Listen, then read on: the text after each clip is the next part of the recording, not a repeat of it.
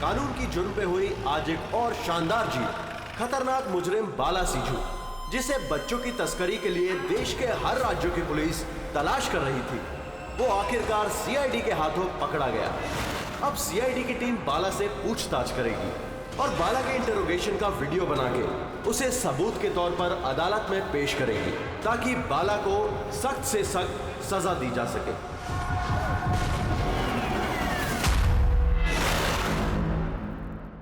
एक कप चाय ही मिलेगी? वो बच्चे कहाँ जिन्हें तूने बेचा है? मैंने किसी बच्चे को नहीं बेचा। बच्चे देश में है या विदेश में? मेरी चाय कहाँ है एसीपी साहब? देश में या विदेश में? बाला, उन बच्चों को सही सलामत उनके माँ बाप तक पहुंचाने की कसम खाई है हमने। अगर उनको कुछ हुआ ना, तो तेरे साथ वो करेंगे जो तू सपने में भी सोच नहीं सकता।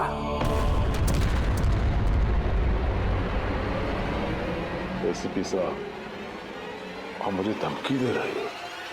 हाँ? शुक्र मना हम लोग हैं तो सिर्फ बात कर रहे हैं। अगर दया होता ना तो क्या कर लेता वो? ज्यादा से ज्यादा मेरे लिए चाय बना के लाता वो।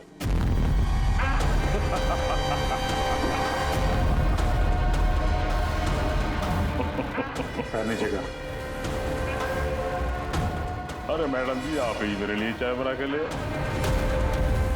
वैसे भी औरतों का काम रसोई घर में होता है, ये सीआईडी में कहाँ कर रहे हो आप? तेरी तो और अगर मुझे मैडम जी के हाथ की चाय अच्छी लगी, हाँ, तो मैं इनसे शादी करने के बारे में भी सोच सकता हूँ। वकील साहब, ये हद से ज्यादा बढ़ रहा है। क्यों? तुझे इतनी प्रॉब्लम क्यों हो रही है बे? हाँ? तेरा इस मैडम के साथ कोई चक्कर वक्कर है क्या? ये आपने क्या किया? मेरे क्लाइंट पे हाथ उठाया आपने?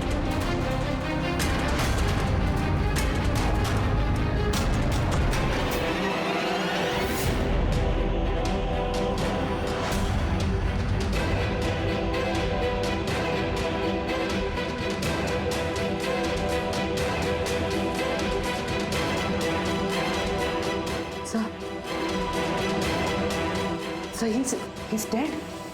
क्या?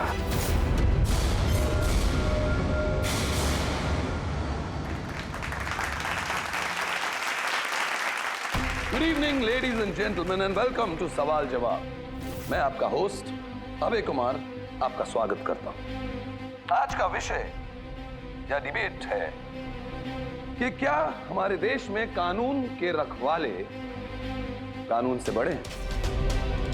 आप सब लोग ने हाल ही में इस केस के बारे में सुना होगा, जहां सीआईडी के सीनियर इंस्पेक्टर मिस्टर अभिजीत पर बाला नामक एक क्रिमिनल की मौत का इल्जाम लगाया गया। इसलिए आज हमारे साथ मौजूद है खुद senior inspector Abhijeet from the CID bureau, उनके साथ ही ACP Pradyuman ji, welcome sir, और senior inspector Daya CID bureau से। हमारे पैनलिस्ट हैं ex army officer mister Ranveer, ex IB officer Sanjeet ji और एक्स जज मिस मंदिरा, और साथ ही हैं क्राइम के सीनियर एडिटर मदन कुमार जी, और साथ में मौजूद हैं और सीनियर जर्नलिस्ट और ह्यूमन राइट एक्टिविस्ट। तो मैं शुरू करना चाहूंगा ह्यूमन राइट्स एक्टिविस्ट से। कहिए, इस केस के बारे में आपका क्या कहना है? इनके जैसे ऑफिसर्स की वजह से ही कानून का नाम खराब हो रहा है इस देश में। बिल्कुल ठीक। हाथ में गन या ताकत क्या आ जाती है, इन्हें लगता है कि अपने मनमर्जी करेंगे और मानव अधिकार की धज्जियां उड़ा देते हैं इन जैसे कानून के रखवाले। हाँ, मैं तो कहता हूँ कि इन पुलिस वालों से गन ही वापस ले लेनी चाहिए। गन चलाने की नैतिकता क्या होती है इन लोगों को समझ में नहीं आती। जी, मैं तो ये कहूंगा कि ये लोग सिर्फ राई का पहाड़ बना रहे हैं। बाला सीआईडी वालों के साथ बदतमीजी कर रहा था। अब ऐसे में अगर हाथ उठ भी गया तो इसका मतलब ये तो नहीं है ना कि अभिजीत पर खूनी बनने का ठप्पा ही लगा दें आप लोग। और किसी मुजरिम से होता गलती से एक खून तो क्या आप उसे छोड़ देते हैं या फिर कोई आम इंसान से? नहीं ना। तो फिर जो नियम आम इंसान पे लागू होता है वो इन सीआईडी वाले पे क्यों ना हो? मिस मंदिरा, आप कब से चुप बैठी हैं? इस विषय के बारे में आप क्या कहना चाहेंगे? अभी जी मैं चुप इसलिए हूँ क्योंकि जिस सीआईडी टीम की बहादुरी की मिसालें लोग देते हैं उनको आज यहाँ अपमान करना ठीक है क्या? देखिए, मेरे हिसाब से इस बहस का कोई अंत नहीं है कि अभिजीत सही है या गलत। ये सब अपने अपने नजरिए पे डिपेंड करता है। अब मैं बात करना चाहूंगा एसीपी प्रद्युमन जी से, जिनका लंबा करियर जो देश के प्रति जिम्मेदारी और फर्ज से भरा हुआ है। इस केस में आप किसका साथ देंगे? सीआईडी के अभिजीत जी का या फिर कानून का? देखिए, आज तक मैं हमेशा कानून का साथ देता आया और आगे साथ देता रहूंगा। इंसाफ होके रहेगा और मैं ये कहने का किसी को भी मौका नहीं दूंगा कि कानून हम सीआईडी वालों के लिए अलग है और आम लोगों के लिए अलग। जब तक इंक्वायरी कमीशन का डिसीजन नहीं आता तब तक सीनियर इंस्पेक्टर अभिजीत सीआईडी की ड्यूटी से सस्पेंड रहेंगे।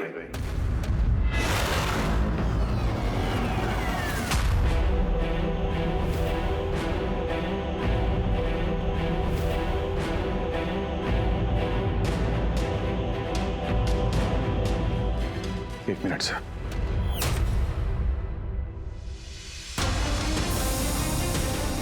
तो मेरे बारे में लोग क्या कहते हैं इससे मुझे कुछ फर्क नहीं पड़ता। अभी आपके मुंह से जो कुछ सुना बहुत तकलीफ हो रही है सर। जो कुछ हुआ आपके सामने हुआ, आप वहीं पे मौजूद थे। अपने दिल पे हाथ रख के कहिए सर कि मैंने जानबूझ के उस आदमी को मारा है। और अगर आपका जवाब हाँ है तो मैं बिना किसी अदालत के फैसले के खुद फांसी के फंदे के सामने जाके खड़ा हो जाऊंगा। अभिजीत, रिलैक्स। नहीं यार दया, बस अच्छा मजाक बना रखा है। हर कुछ महीनों में कुछ लोग हमारे ऊपर इल्जाम लगाते हैं और सर हमारा साथ देने के बजाय हमें सस्पेंड कर देते हैं। और आप लोग बड़ी बड़ी बातें कर रहे थे मानव अधिकार की। क्या कह रहे थे आप?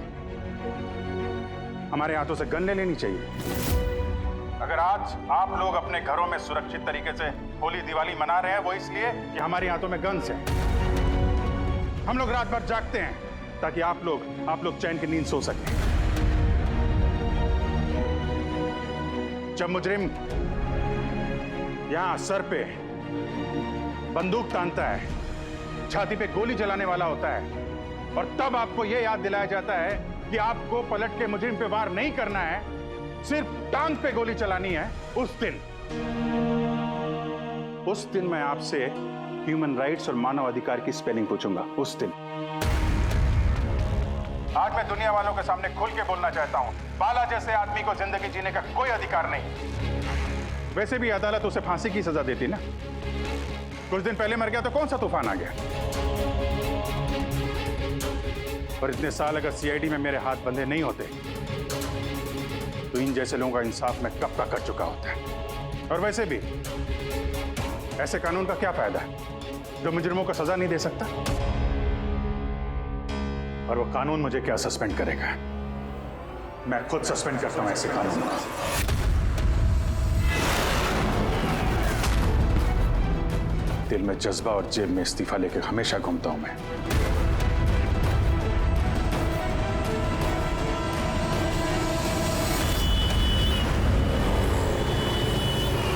अरे यार, हम लोग तो दोस्त हैं यार, दोस्त। अरे मेरे दोस्त, क्या चाहिए आपको आज? अरे कुछ मेरे दोस्त के लिए लेके आओ यार। आप और हम एक चल चल। अभिजीत, क्या हो क्या तुम्हें? अरे कौन सी जगह पे बैठे और किस तरह के लोग हैं साथ में? चलो उठो उठो, चलो घर चलो। कहाँ चले? सीआईडी ब्यूरो ही तो मेरा घर था और मुझे वहां जाने की परमिशन नहीं। सर सब ठीक हो जाएगा सर, आप यहाँ से चलिए। सब ठीक हो जाएगा। इससे ज्यादा और क्या ठीक होगा? और अब मैं सीआईडी ऑफिसर नहीं हूं। कोई भी ह्यूमन राइट्स वाला, कोई भी इंक्वायरी कमीशन मेरा कुछ नहीं बिगाड़ सकती। सारे मुजरिमों को एक एक करके मार डालूंगा मैं, और तुम लोग भी मेरा कुछ नहीं कर सकते। और ना वो तुम्हारा एसीपी प्रद्युमन। जाओ उसके पास जाओ तुम लोग, मुझे तुम लोगों की शक्ल नहीं देखनी। जाओ। अभिजीत, तुम होश में भी हो? तुम्हें पता है तुम क्या बोल रहे हो? अरे छोड़ो यार, ये दोस्ती दिखानी थी ना, तो उस दिन दिखानी चाहिए। आज ये अपनेपन का ढोंग करने की कोई जरूरत नहीं है। क्या बोला तुमने? ढोंग? तुम्हें ये ढोंग लगा? और क्या? सही है, एकदम सही है। सर जाओ जाओ, तुम भी निकलो।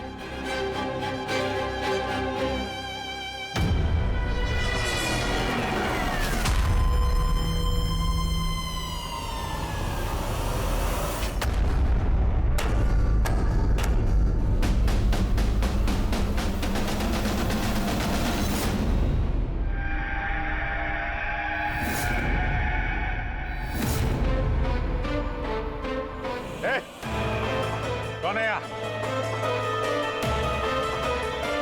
ये आंखों में पट्टी क्यों बांध रखी है? बोलो मुझे, कहां लेके आ गए? कौन हो तुम लोग? खोलो मुझे।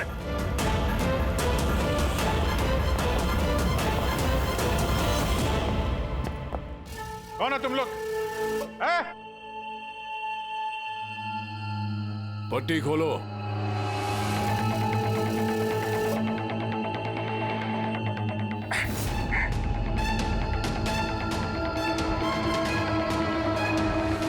जानते हो किसे किडनैप किया तुमने? एक सीआईडी ऑफिसर। अभिजीत, अब तुम एक सीआईडी ऑफिसर नहीं रहे। सीनियर इंस्पेक्टर अभिजीत सीआईडी की ड्यूटी से सस्पेंड रहेंगे। डरो मत, तुम्हें हमसे कोई खतरा नहीं। हमें अपना दोस्त समझो। दोस्त? आखिर हो कौन तुम लोग? सब पता चल जाएगा अभिजीत कि हम कौन हैं और तुमसे चाहते क्या हैं। वहां अंधेरे में छुप के क्यों खड़े हो? हिम्मत है तो सामने आओ। हम अंधेरे में इसलिए हैं क्योंकि ये देश और समाज रोशनी में हमें हमारा काम करने नहीं देता। क्या मतलब? हम भी तुम्हारी तरह कानून के रखवाले हैं, लेकिन तुम कानून के दायरे में रह के काम करते हो और हम उसके बाहर। हम सीधा मुजरिमों का इंसाफ करते हैं, न कोर्ट न कचहरी न इंक्वायरी कमीशन, सीधे सजाए मौत। एक मिनट, ये तुम लोग क्या कह रहे हो? मैं कुछ समझ नहीं पा रहा हूं। पहचानते हो इसे? ये तो मालविका है, कहने को सोशलाइट, लेकिन कई आतंकवादी गतिविधियों से जुड़ी हुई है ये। Good, next.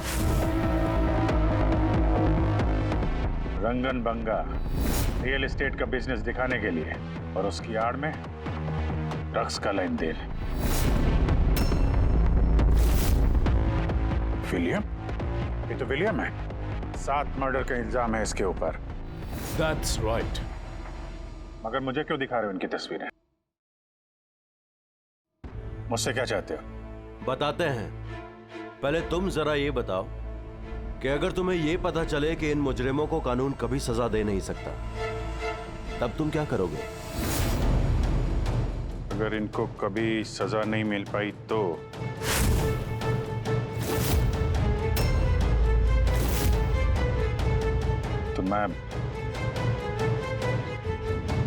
मैं खुद मार दूंगा इनको। वैसे भी किसी भी मुजरिम को इस धरती पे सांस लेने का हक नहीं है। सबको कुचल के मार देना चाहिए, सबको। Very good. तुम्हारे अंदर हम यही जोश और जुनून देखना चाहते थे। हम तुम्हारा दर्द समझ सकते हैं अभिजीत। अगर बाला गलती से मारा भी गया तो क्या फर्क पड़ता है, था तो वो एक मुजरिम ही ना। अब तुम ही बताओ अभिजीत, इतने सालों की ड्यूटी का ये जो सिला मिला है तुम्हें, क्या ये ठीक है?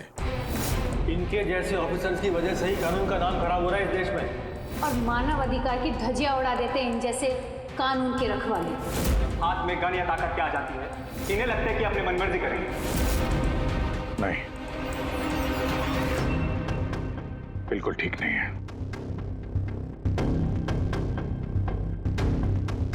सिर्फ मैं ही जानता हूं सम्मान का घूंट पीने से क्या बीत रही है मुझ पे, किस आग में चल रहा हूं मैं।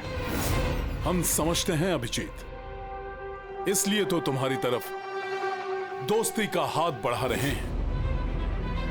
हमारे गैंग का काम है उन मुजरिमों का सफाया करना जिन्हें अदालत ने खुला छोड़ रखा है। बनोगे हमारे गैंग का हिस्सा? सोच क्या रहे हो अभिजीत? हमारा साथ दोगे या फिर उस सिस्टम का जिसने अनजाने में हुए एक हादसे के लिए तुम्हें सजा दी? मैं नहीं जानता कि तुम लोग कौन हो, पर जब लड़ाई जुर्म और मुजरिमों के खिलाफ है तो अभिजीत का जवाब हमेशा हाँ है। पर इससे पहले तुम्हें अपनी वफादारी की परीक्षा देनी होगी। वफादारी की परीक्षा? कौन है आदमी? छगन आज तक 5 औरतों को मार चुका है और अदालत ने इसे दिमागी रूप में बीमार करार देकर रिहा कर दिया। लो रिवॉल्वर और चलाओ गोली।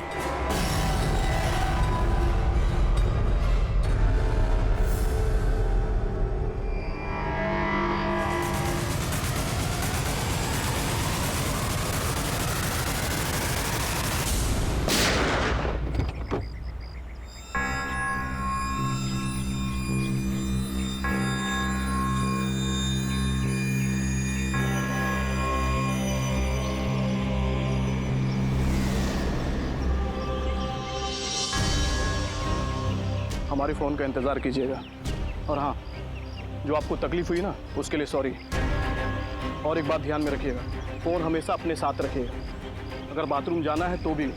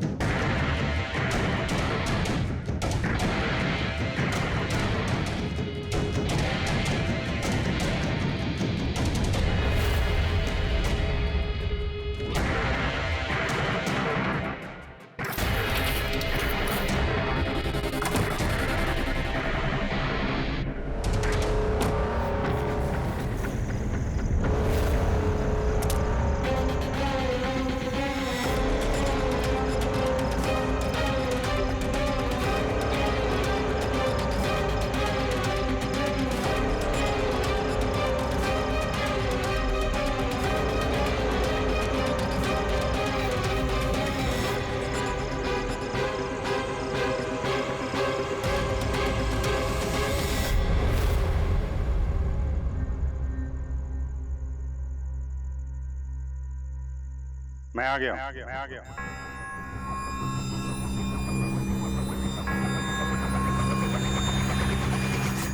हमारा अंदाजा सही निकला। मतलब जो कहानी हमने फैलाई थी वो मान लिया उन लोगों ने, और चारा ही क्या था। जिस जाल में वो लोग फंसे हैं उसे हमने 1 महीने पहले ही फेंका था। सर, इतने खतरनाक मुजरिमों का एक के बाद एक कैसे खून हो जाना, ये संयोग नहीं हो सकता सर। सर, इन सब मुजरिमों का ये नया दुश्मन कहाँ से आ गया? आ गया या आ गए? इन पांचों का कोई एक ही दुश्मन होना जरा मुश्किल लगता है। पर सर, अलग अलग दुश्मन है तो फिर सबने एक साथ हमला कैसे किया? पूरी लोग अलग अलग हो सकते हैं, लेकिन गैंग एक ही है, मकसद भी एक ही, बुरे लोगों का खात्मा करना। लेकिन कानून को अपने हाथ में लेकर अलग अलग शहरों पे अलग अलग टाइम पे खून करना, इतनी लंबी प्लानिंग किसी एक आदमी के बस की बात तो नहीं है। बिल्कुल ठीक कह रहे हो अभिजीत। लगता है कुछ मिल गया तुझे, हैं? हाँ बस। क्या?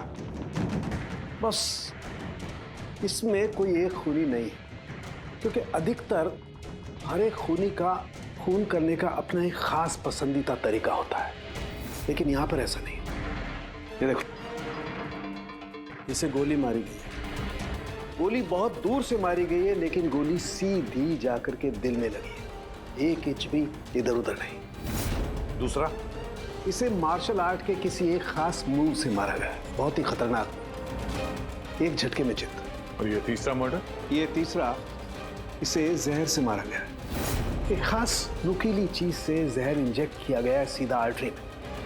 जहर तुरंत खून में मिल गया और ये खत्म। तो तीसरा मर्डर भी किसी एक्सपर्ट ने किया है सर? हाँ जी, पहला शार्प शूटर, दूसरा मार्शियल एक्सपर्ट, और तीसरा खास तरीके से जहर का इंजेक्शन देने वाला। ये जो भी है, इन्होंने अलग अलग तरीके से जान लेने की ट्रेनिंग पाई है, जैसे कोई स्पेशल एजेंट। और शायद इस गैंग में इस तरह की सोच रखने वाले और भी लोग शामिल होंगे जो समाज से मुजरिमों को मिटाना चाहते हैं। सर, अगर ये लोग इतने एक्सपर्ट हैं तो ना ही कोई सुराग छोड़ेंगे, ना ही कोई पहचान। इन तक पहुंचेंगे कैसे? लोहा लोहे को काटता है पूर्वी। इन लोगों की गैंग तक पहुंचने का एक तरीका है, बाला की मौत का नाटक। सब कुछ प्लान के मुताबिक चल रहा था सर। फिर उन्होंने मुझे एक आदमी के ऊपर गन तान के ट्रिगर दबाने को कहा। और तुमने ट्रिगर दबा दिया? Yes sir. तुमने ट्रिगर दबा दिया? Yes sir. क्या मतलब है ये सब? हाँ? कहा था ना हमने, तुम्हारी परीक्षा ली जाएगी ये देखने के लिए कि तुम इस काम को अंजाम दे सकते हो या नहीं। मुझे किसे मारना है? एक ऐसा इंसान जो इंसान कहलाने के लायक भी नहीं है, देश के उत्तरी राज्यों में ड्रग्स का धंधा करता है, और न जाने इसकी वजह से कितने नौजवान अपनी जिंदगी बर्बाद कर चुके हैं। उसका नाम? अपने आप को बहुत बड़ा बिजनेसमैन समझता है, लेकिन ड्रग डीलिंग ही उसका असली काम है। एक बार वो शहर में वापस आ जाए, बस उसके बाद उसका काम तमाम। नाम? नाम में क्या रखा है? गोली मारने के ठीक 1 घंटा पहले तुम्हें बता दिया जाएगा कि कब और कहां गोली चलानी है। ट्रिगर कैसे दबा दिया? उसे कुछ हो जाता तो, मारा जाता तो? नहीं दया, कुछ नहीं होता। वो गन के वजन से मैंने अंदाजा लगा दिया था, अंदर कुछ गोलियां वोलियां थी नहीं। अभिजीत, अब उनके रंग में इस कदर रंग जाओ कि रत्ती भर तक शक ना करे वो लोग। यही एक तरीका है उन तक पहुंचने का। लेकिन इसके पहले वो कुछ बड़ा अंजाम करें। अगर हम उनके अड्डे तक पहुंच जाएं और उन्हें वहां गिरफ्तार कर लें तो? मगर उनके अड्डे तक पहुंचेंगे कैसे? तुम्हारे आंखों पर तो पट्टी बांध रखी थी। पट्टी बंधी थी दया, लेकिन उनके अड्डे से घर पहुंचने तक मैंने रास्ते को अच्छी तरीके से महसूस किया है, और जो कुछ मुझे लगा मैंने इस पेन ड्राइव पर रिकॉर्ड किया है। ये मेरे कपड़े हैं, जूते हैं, इनसे भी शायद कुछ मदद मिले उनके अड्डे तक पहुंचने के लिए। सर, जो भी करना है जल्दी करना होगा। कभी भी मुझे वो फोन आ सकता है ड्रग डीलर को मारने के लिए। मैं नहीं चाहता कि ऐसा कोई काम करूं जिसकी इजाजत मुझे देश का कानून नहीं देता। जब तक कानून नहीं कहे हम किसी की जान नहीं ले सकते, फिर वो चाहे मुजरिम ही क्यों ना हो।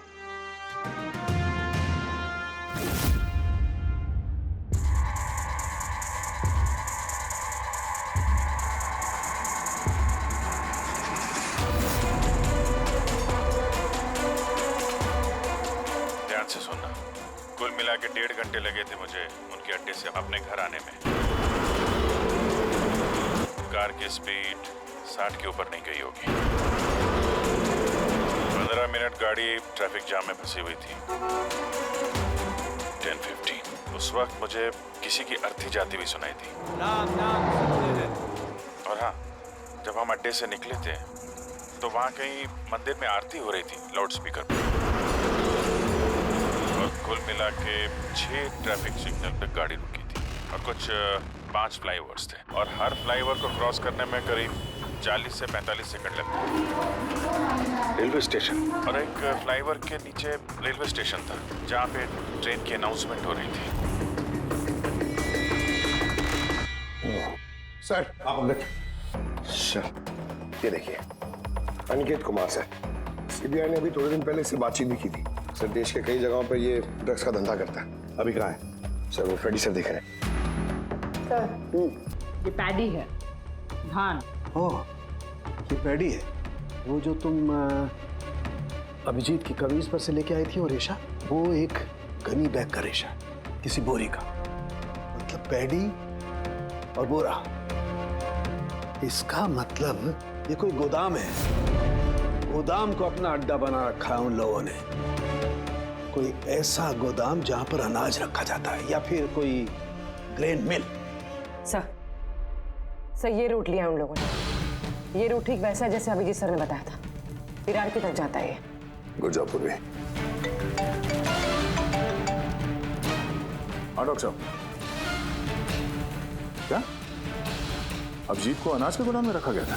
अनिकेत आज सुबह ही ग्रीस से वापस लौटा है, अभी तो वापिस नहीं आया। अच्छा, तो अब गैंग वालों का फोन आएगा अभिजीत को। आएगा फोन।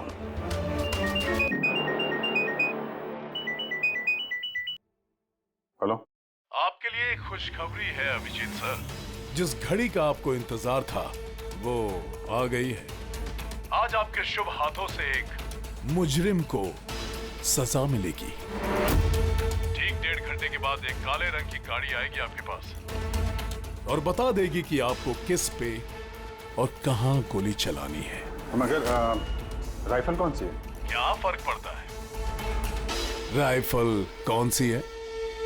आपको तो सीआईडी ट्रेनिंग में हर किस्म की ट्रेनिंग दी जाती है ना? नहीं, ट्रेनिंग तो मुझे सारे हथियारों की है, लेकिन मेरे पास सिर्फ एक ही चांस है गोली मारने का। तो अगर मुझे पता हो हथियार कौन सा है तो थोड़ी आसानी होगी। RS 451। Okay, RS 451।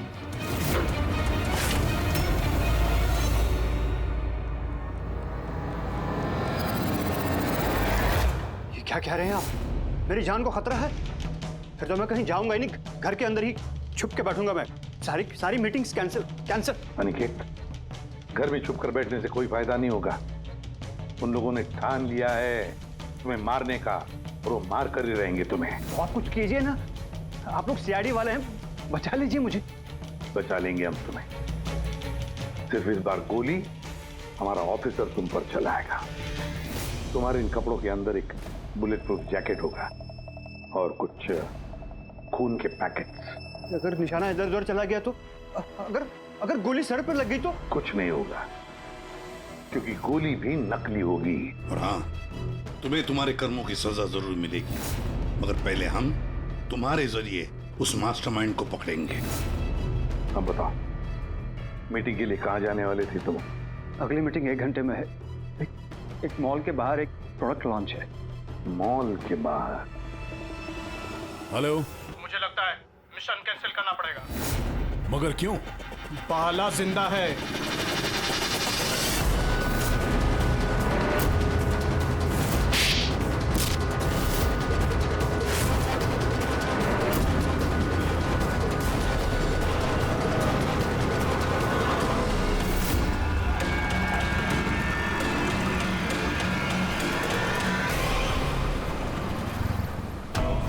बहुत बड़ा धोखा हुआ हमारे साथ में। अभिजीत के हाथों किसी का खून हुआ ही नहीं है। प्लान कैंसिल नहीं करेंगे आप। सीआईडी और अभिजीत को इस धोखे की बहुत भारी कीमत चुकानी पड़ेगी।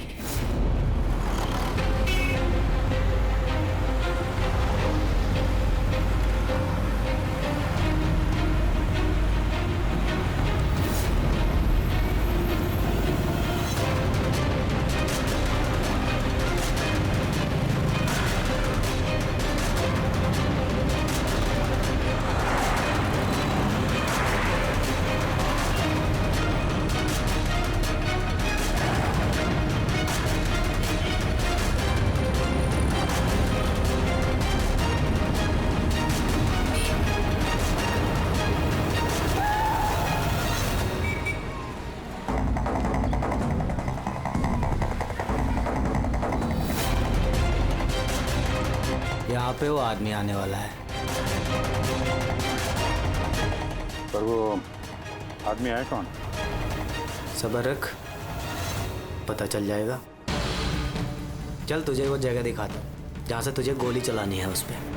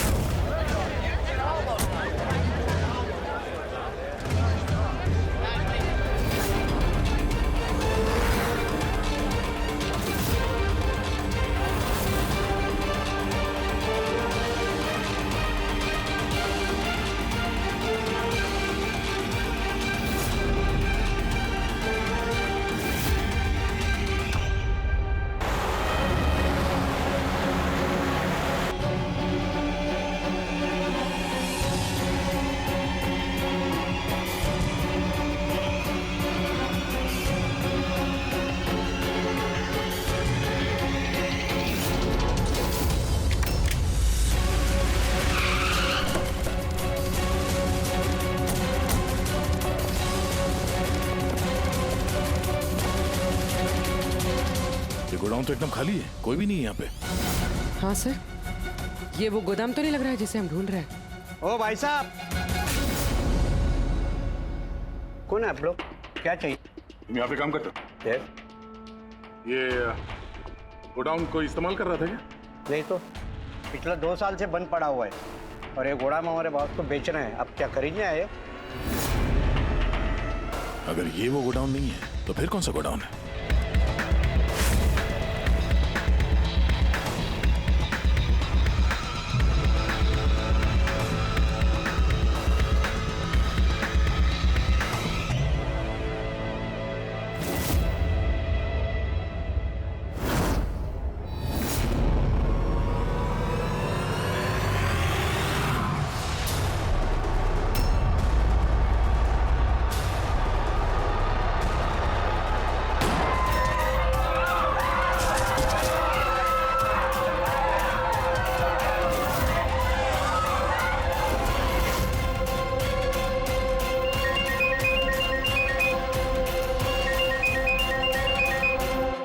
मुबारक हो अभिजीत, तेरी कामयाबी के लिए।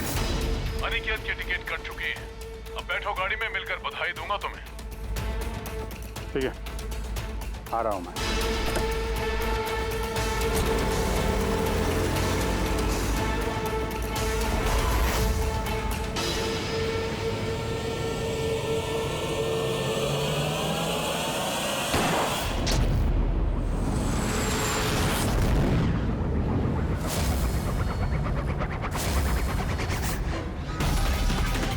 पंकज, पूरा छोड़ना नहीं।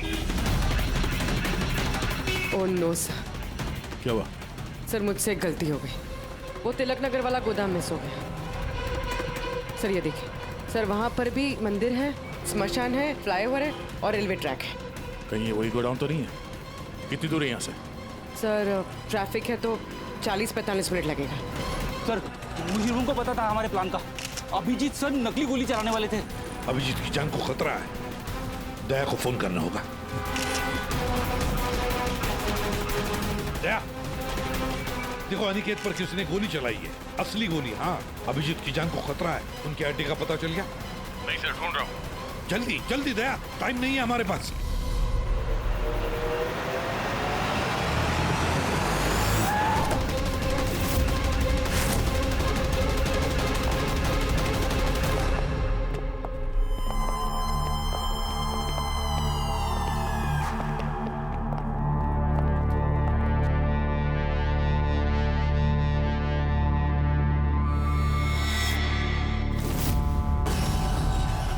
बहुत बहुत बधाई हो तुम्हें, वेल डन। अनिकेत के मौत की खबर हर न्यूज चैनल पर छा गई और अब तुमने हमारा विश्वास जीत लिया है।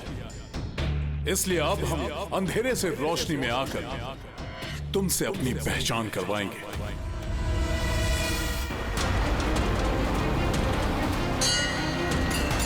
ये मंदिर है।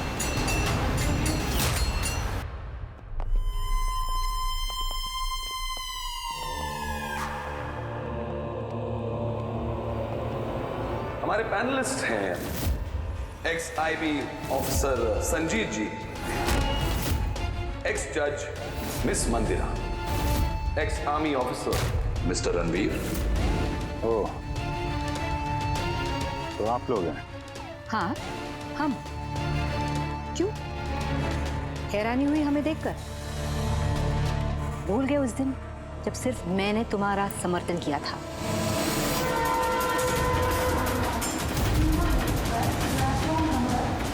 ये रेलवे स्टेशन। अभिजीत, हम सबका मकसद एक है, जुर्म का सफाया। मगर आपके ये चौथे साथी, इनको क्या हुआ है? ये सामने क्यों नहीं आ रहे? मैं सामने आऊंगा भी नहीं, क्योंकि तुम एक धोखेबाज हो।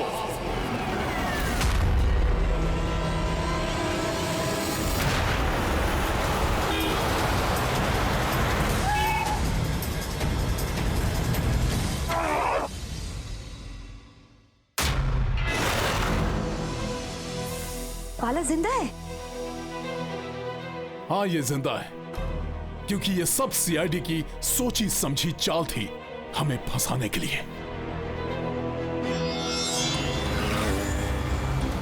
और ये स्मशान भूमि। और अनिकेत? वो भी जिंदा होगा। जरूर इस अभिजीत ने उसे नकली गोली मारी होगी। अभिजीत, इस धोखे की सजा सिर्फ मौत है, सिर्फ मौत।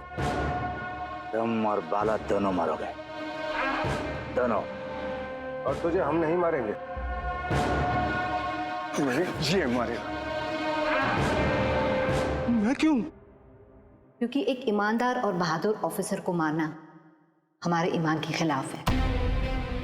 चल, तू मार, नहीं तो हम तुम्हें मारेंगे। वो तो आप वैसे भी मार दोगे। नहीं, हम तुम्हें एक और मौका देंगे। चलाओ गोली। ले वाला, पिस्तौल ले। ले।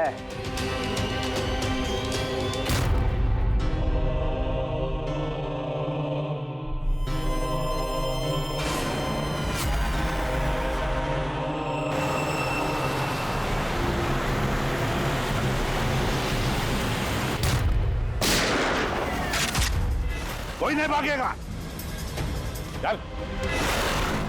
मैं आपका होस्ट अभय कुमार।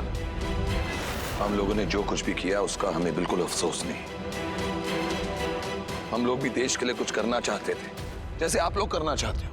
देश के लिए कुछ कर गुजरना बड़ी अच्छी बात है, पर जो रास्ता तुम लोगों ने अपनाया ना, वो गलत है, कानून के खिलाफ है। तो कानून कौन सा 100% परफेक्ट है?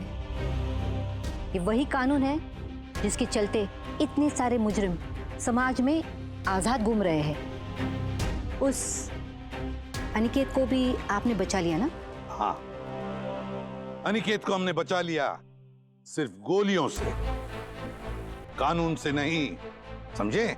रही बात परफेक्शन की, तो 100% परफेक्ट कुछ भी नहीं होता है, उसे बनाना पड़ता है। आप लोगों का तरीका क्या परफेक्ट है? क्या गारंटी है इस बात की कि अपनी सनक के चलते तुम लोगों ने सिर्फ गुनहगारों को ही मारा है, किसी निर्दोष को नहीं? अब उसी अदालत के सामने जाकर अपनी शिकायत पेश करना, उस अदालत से जिससे तुम इतने परेशान हो। अब वही अदालत तुम्हारा इंसाफ भी करेगी। अब पता चलेगा तुम लोगों को कि अपने देश के कानून की मर्यादा का एहसास क्या होता है। केस बड़ा ही पेचीदा था सर। हाँ, तो मुजरिम भी तो पकड़े गए और एक केस खत्म। चलो भाई, घर नहीं जाना क्या? मगर अभी एक अपराधी को पकड़ना बाकी है। क्यों दया? Hello CID. कौन है आप लोग? क्या चाहिए? मैं विक्रांत हूँ, क्राइम टीम से। हमें यहाँ की तलाशी लेनी है। ये सर्च वारंट है। तलाशी?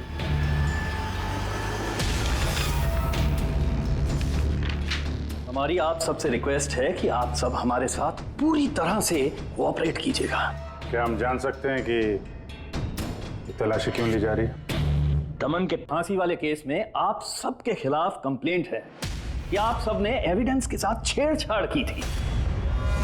दया हमारे पास है, हमारी जेल में। तो अगर दया को बचाना चाहते हो तो पहले मेरे भाई को बचाना होगा, वरना ठीक 4:30 बजे ना सिर्फ मेरे भाई को फांसी होगी बल्कि सीनियर इंस्पेक्टर दया भी फांसी पर चढ़ेगा। तलाशी शुरू करो। आप सबके फोन रिकॉर्ड्स भी चेक किए जा रहे हैं। अब आप सब पे कड़ी नजर रखी जाएगी।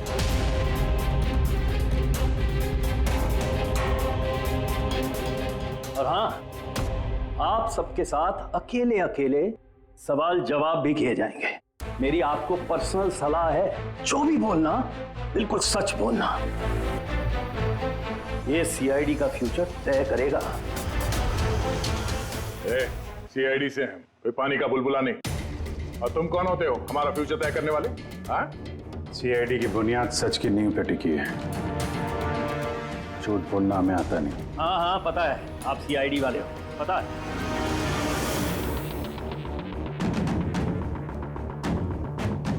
लेकिन आप जो भी हो, कानून से ऊपर नहीं हो। और अब वक्त आ गया है कि आपको कानून की याद दिलाई जाए। ना पता है हमें, हम कानून से ऊपर नहीं, पर हम कानून के रखवाले हैं।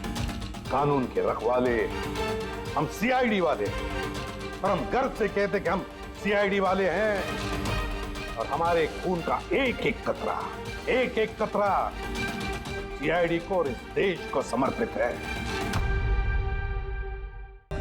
For more updates, subscribe to our channel, click the show links and enjoy watching the videos.